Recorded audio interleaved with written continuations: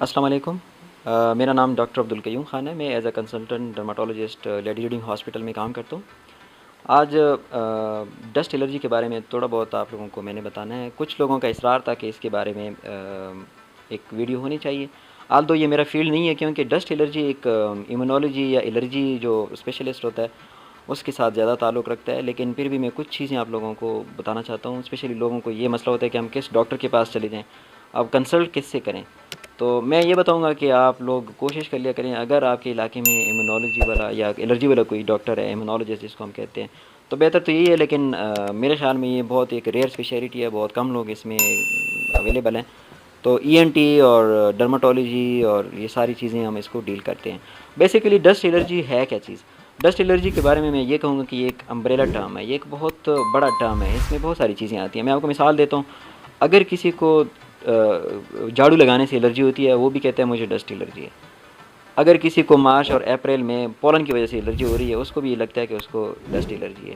یا کچھ لوگ باہر نکل کے ان کو چھینکیاں آنا شروع ہو جاتی ہیں، تو ان کو بھی یہی لگتا ہے۔ مطلب ہے کہ بہت ساری چیزیں اس میں آ جاتی ہیں ڈسٹ الرجی میں۔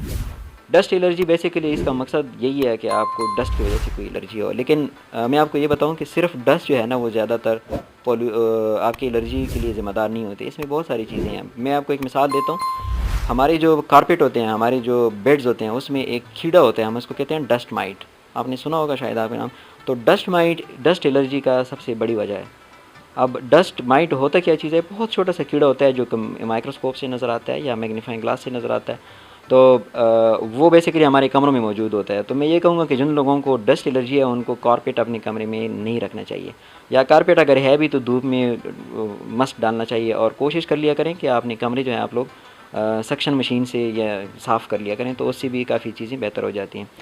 اور کچھ لوگ اس طرح ہوتے ہیں کہ باہر آؤٹ ڈور ورکرز ہوتے ہیں، تو ان کو یہ مسئلہ زیادہ ہوتا ہے، تو ان کو آپ نے دیکھا ہوگا آج کل ویسے بھی ماسک جو ہے وہ ضروری ہے پہننا، تو ماسک سب سے بیسٹ آپشن ہے آپ کا جب آپ باہر جاتے ہیں، تو یہ ایک بہترین چیز ہے۔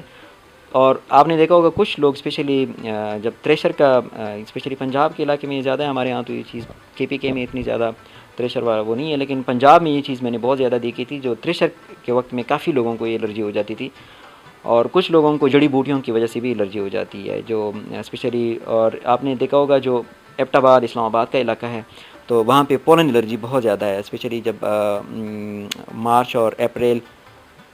ایبٹ آباد میں آپ نے دیکھا ہوگا کچھ لوگ مائگریٹ کر جاتے ہیں الرجی کی وجہ سے، وہاں پہ آپ کو پولن جو ہے وہ ہوا میں اڑتے ہوئے نظر آتے ہیں۔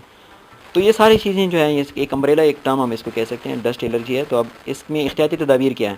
سب سے جو پہلی چیز ہے نا کہ آپ نے، ظاہر ہے جب آپ کو الرجی ہے تو آپ کوشش کر لیا کریں جہاں پہ ڈسٹ ہے وہاں پہ آپ نے جانا نہیں ہے۔ دوسری جو چیز ہے، اگر آپ ظاہر ہے باہر آنا جانا تو ہوتا ہے، تو آپ ماسک کے بغیر آپ نے کبھی بھی نہیں جانا، ماسک سب سے بہترین چیز ہے ڈسٹ الرجی کے لیے۔ اور تیسری جو چیز ہے، جن لوگوں کو ڈسٹ الرجی ہوتی ہے ان کو پرفیوم سے بھی الرجی ہو جاتی ہے، خوشبو، کوئی بھی چیز جس میں خوشبو ہوتی ہے تو ان کو الرجی بہت زیادہ ہو جاتی ہے۔ تو آپ کوشش کر لیا کریں کہ ایسی جن کی بو یعنی جن کی اسمیل ہوتی ہے ان چیزوں کو ایوائڈ کر لیا کریں۔ اور باہر گھومتے پھرتے وقت آپ نے کوشش کرنی ہے کہ جہاں پہ ڈسٹ نہ ہو، اپنا ورک پلیس اگر آپ چینج کر سکتے ہیں تو بہتر ہوگا۔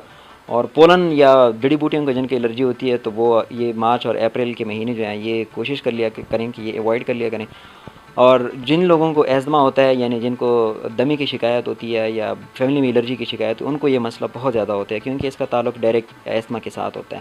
اب اس کو آپ نے دیکھا ہوگا ہمارے یہاں ایک انسٹیٹیوٹ ہے، نیشنل انسٹیٹیوٹ آف NIH جس کو ہم کہتے ہیں، اسلام آباد میں الرجی والا سینٹر ہے، وہ کچھ ویکسین وغیرہ بناتے ہوتے ہیں، لیکن اس میں یہ ہے کہ کچھ لوگوں کو افاقہ ہو جاتا ہے، کچھ لوگوں کو نہیں ہو جاتا۔ لیکن ایک ٹرائی ضرور دینا چاہیے آپ کے وہاں پہ آپ کا پیچ ٹیسٹ ہوگا۔ پیچ ٹیسٹ کا مطلب یہی ہے کہ آپ کے بازو پہ کچھ ٹیسٹ لگا لیے جاتے ہیں، اور ان کے بعد مطلب کچھ عرصے بعد اس کو دیکھ کے اسی کے مطابق آپ کو ایک ویکسین دیا جاتا ہے، تو وہ ضرور لگوانے جن لوگوں کو مسئلہ ہے وہ ٹرائی کر لیں۔ میرے خیال میں ان کا اپنا ایک پروٹوکول ہے، لیکن 12 سال سے کم بچوں کو وہ نہیں لگاتے، تو 12 سال سے جو زیادہ ہیں وہ لوگ لگا سکتے ہیں۔ اور اس کے سوا کوئی بھی اینٹی الرجی کا آپ ٹیبلٹ حسب ضرورت لے سکتے ہیں، اور جو ڈاکٹر آپ کو دوائی لکھتے ہیں تو ان میں مسئلہ یہ ہوتا ہے کہ وہ ایک ٹیمپریری اس کا اثر ہوتا ہے، تو پھر وہ جب جیسے اس کا اثر ختم ہو جاتا ہے تو آپ لوگوں کو یہ مسئلہ ہو جاتا ہے۔ تو بتانے کا مقصد یہ تھا کہ پولن الرجی ڈسٹ الرجی جو ہے بہت کامن ہے، اور مختلف لوگوں کو ہوتی ہے، جن لوگوں کی فیملی میں ایسما ہوتا ہے ان لوگوں کو زیادہ ہوتا ہے۔ اور احتیاطی تدابیر یہی ہے کہ آپ ایوائڈ کر لیا کریں ڈسٹ کو اگر ممکن ہے، اگر پھر بھی ممکن نہیں ہے تو آپ ماسک ضرور پہننا کریں۔ اور تیسری جو چیز ہے وہ آپ ویکسین لگا سکتے ہیں، اور جو میڈیسن ہے وہ ریگولر آپ استعمال کر سکتے ہیں۔ یہ کچھ چیزیں موٹی موٹی میں نے آپ لوگوں کو بتا دی ہیں۔ آپ کے وقت کا شکریہ، اپنا خیال رکھیں، اور یہ ویڈیو میں کوشش کروں گا پشتو میں بھی بنا لوں۔ مہربانی، اللہ حافظ۔